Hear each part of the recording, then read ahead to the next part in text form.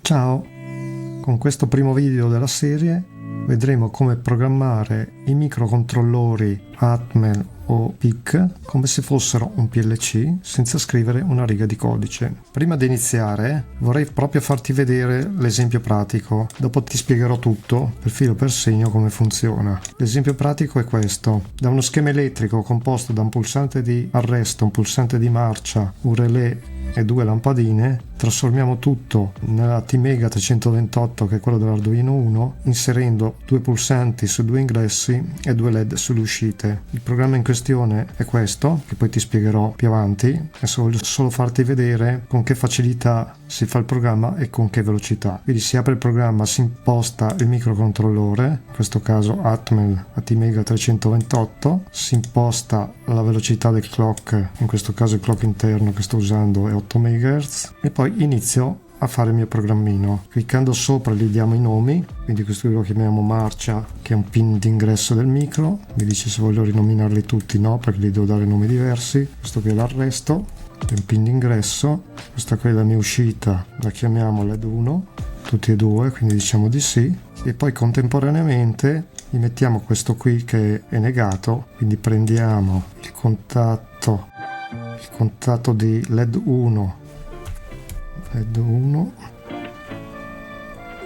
e possiamo ad esempio negare l'uscita LED 2. Dopodiché bisogna assegnare ai nomi i piedini del micro. Si clicca due volte, il mio pulsante di marcia 14 è collegato sul PB0, il mio pulsante di arresto è collegato sul PB1, il mio pulsante di marcia è collegato sul PB0, il mio LED 1 è collegato sul PD5 e il mio LED 2 è collegato sul PD6. Dobbiamo salvare, quindi facciamo salva con nome, test, compiliamo, ha compilato. Adesso nella board che c'è qui colleghiamo il programmatore AVR, questo qui, e lo lasciamo collegato che alimenta anche il micro.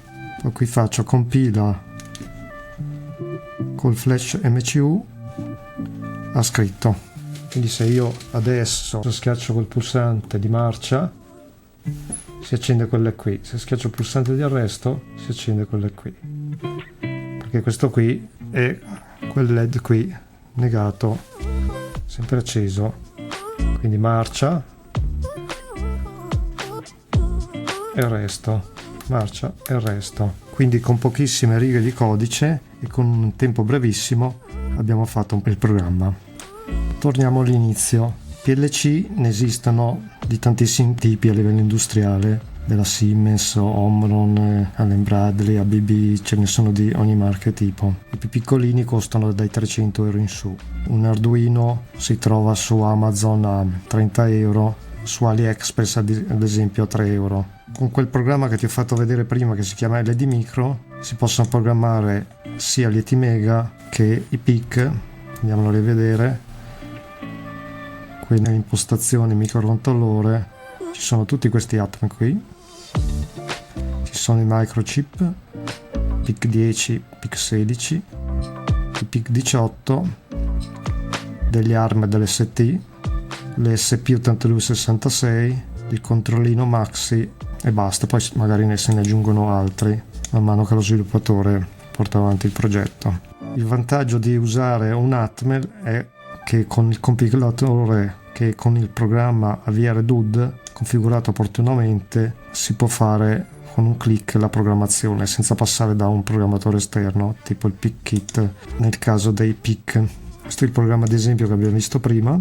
Questo quindi uno schema elettrico che tutti gli elettricisti conosceranno, e questa è la trasposizione nei collegamenti di un micro al trasferimento in linguaggio ladder, che poi vedremo che è molto simile.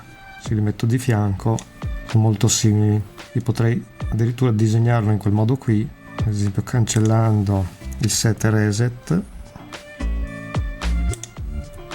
Qui metto l'arresto,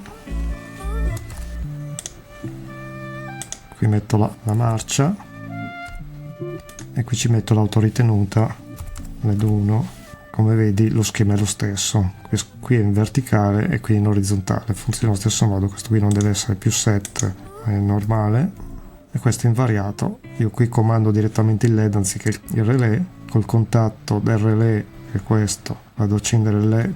Qui potrei fare la stessa roba, questo qui faccio negato, questo, il contatto, e la bobina la lascio diritta. Funziona allo stesso modo di come abbiamo visto prima. L'altra cosa bella di questo programma qui è il simulatore, c'è la modalità simulazione, qui bisogna eliminare questa riga, modalità simulazione, avvia simulazione in tempo reale. Vedi che questo ramo è acceso. Se io vado a cliccare 2 volte qui faccio la marcia, adesso lo stato della marcia è 1, se ci clicco un'altra volta vado a 0, lui rimane acceso perché è in autoritenuta, quindi questo qui è acceso e questo è spento, faccio l'arresto, questo si accende e questo si spegne. Il simulatore è molto utile prima di inserire il programma nel micro, così spengo il simulatore, andiamo avanti. Il programma si trova su GitHub, trovi il link qui sotto in descrizione, basta scaricare lo zip, estrarlo e troverai dentro l'eseguibile per avviare direttamente questo. C'è quello italiano e quello in inglese e altre lingue. Io consiglio di usare, adesso ti ho fatto vedere la versione italiana, ma consiglio di usare quello inglese perché le traduzioni a volte non sono molto corrette, si rischia di fare confusione. Oltre ad avere delle troncature in certi punti che non si riescono a leggere, perché l'italiano è più lungo e tronca alcune parti in alcune zone, quindi è meglio usare l'inglese. Ci sono anche delle cose utili da sapere, e ti metto il link in descrizione. Uno è questo, che sono le sicurezze e le informazioni di funzionamento. Fa vedere che un PLC classico prima fa l'immagine di processo degli ingressi, poi l'immagine di processo delle uscite e alla fine risolve il ladder. In questo caso no, non è proprio come un PLC, quindi non c'è la scansione, ma l'ingresso si riflette sull'uscita direttamente. Quindi questa qui è la differenza rispetto ai PLC classici.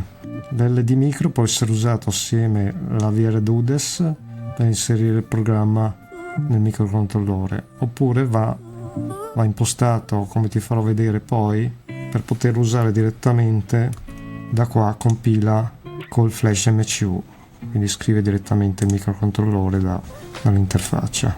Alcuni cenni dei PLC o PLC, come dir si voglia, è l'abbreviazione di Programmable Logic Controller, che nasce all'inizio degli anni 70 nelle fabbriche di materiali pesanti. Viene appunto usato in sostituzione dei relè. Il linguaggio ladder è il primo dei linguaggi usati per la programmazione dei PLC, perché appunto il ladder rassomiglia al linguaggio a contatti, quindi è molto semplice trasformare uno schema elettrico in ladder ed è tuttora il linguaggio più diffuso. Questa è la pagina ufficiale del sito. Per scaricarlo non farlo da qui perché non è aggiornato il link. Qui dove parla download, questi link o questi non sono aggiornati. Qui ad esempio è una versione 2.2. Se vado su GitHub e cerco LD Micro, entro in LD Micro release 74 release, vedo che l'ultima è una 5.4 contro una 2.2 che c'è sul sito. Purtroppo il sito non è stato più aggiornato, ma è stato usato GitHub per andare avanti a inserire il tutto. Perché ho usato LD Micro e non ad esempio OpenPLC? Per la sua leggerezza e facilità di installazione. Basta scaricare questo zip che è appena 7 mega, il quale ha dentro tutto, non bisogna installare niente, basta copiare una cartella e lanciare l'eseguibile. Programma leggerissimo che gira su tutti i PC, al contrario di questo che è molto pesante e ha bisogno di prestazioni e anche di programmi aggiuntivi a volte che non ci sono sul computer, quindi l'installazione richiede un attimino di malizia per essere fatta. Dopo aver visto LD Micro vi farò vedere anche l'OpenPLC, che è molto bello, anche molto pesante. Sul sito ufficiale si trovano altre cose che non ci sono su GitHub e viceversa, quindi consiglio di guardare entrambi. Ci sono dei tutorial su come partire con un micro, come ti ho fatto vedere io prima, con gli esempi base.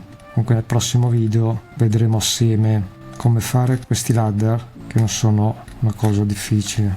Con questo video è tutto, nel prossimo vedremo degli esempi di programmazione di logiche booleane, logica AND, OR, AND prima di OR, eccetera eccetera. Mi raccomando, non perdere il prossimo video e ci vediamo lì. Ciao!